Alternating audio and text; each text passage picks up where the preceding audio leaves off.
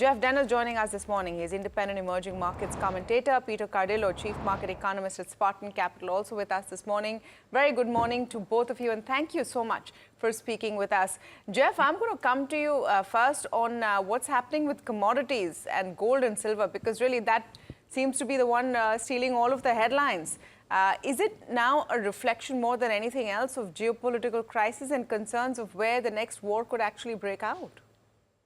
I think that's a factor for sure, but I think it's more general than that. I think it's, as ever, it's an inflation hedge, but I think it's also probably primarily the fact that investors are nervous about what could be happening to U.S. monetary policy down the road, according to, depending on who President Trump nominates to be the next Fed chair. Will we start to see greater White House control over central bank policy? Exactly what Jay Powell, in that snippet you just gave us, was sort of arguing against.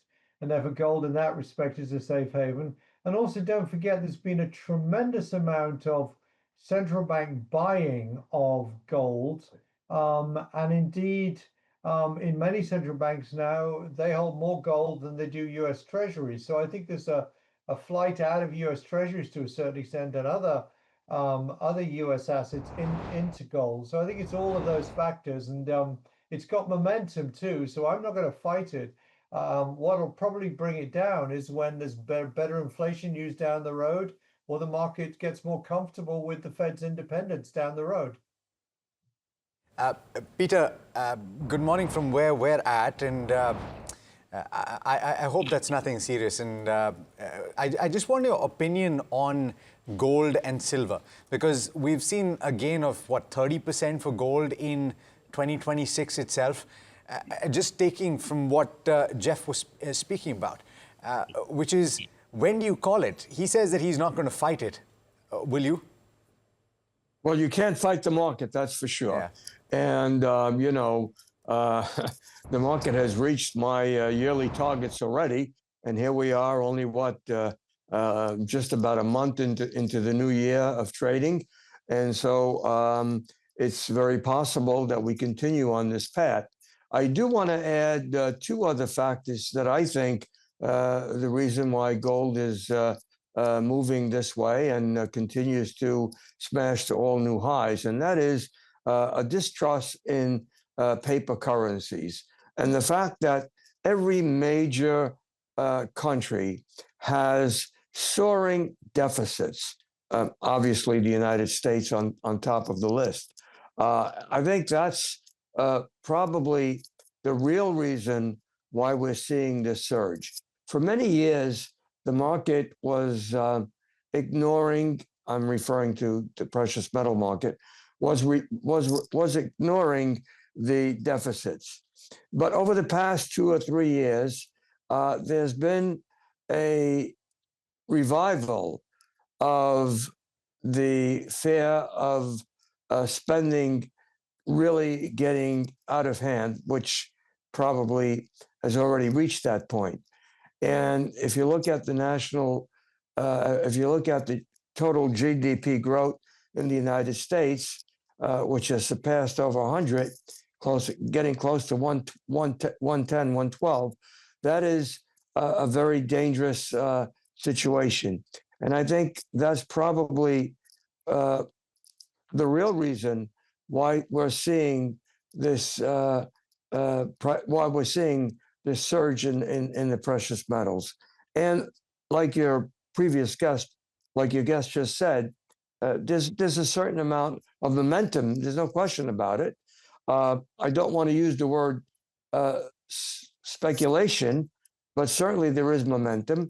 And so it's very difficult at this point to think where the price of gold is going to tap out. Yeah, I wonder, Jeff, if the commodity price surge is telling us something about the moves in equity markets, or can both go hand in hand and continue this rise? I think clearly they've gone hand in hand for a while, and I don't see any reason why they shouldn't continue to go hand in hand. I mean, I talked about gold traditionally being an inflation hedge. Well, clearly, that is not, as Peter said, to be fair. That's maybe part of the story, but not a huge part of the story. I think what's interesting here is that the equity market is still doing very well. Typically, the earnings numbers are pretty good.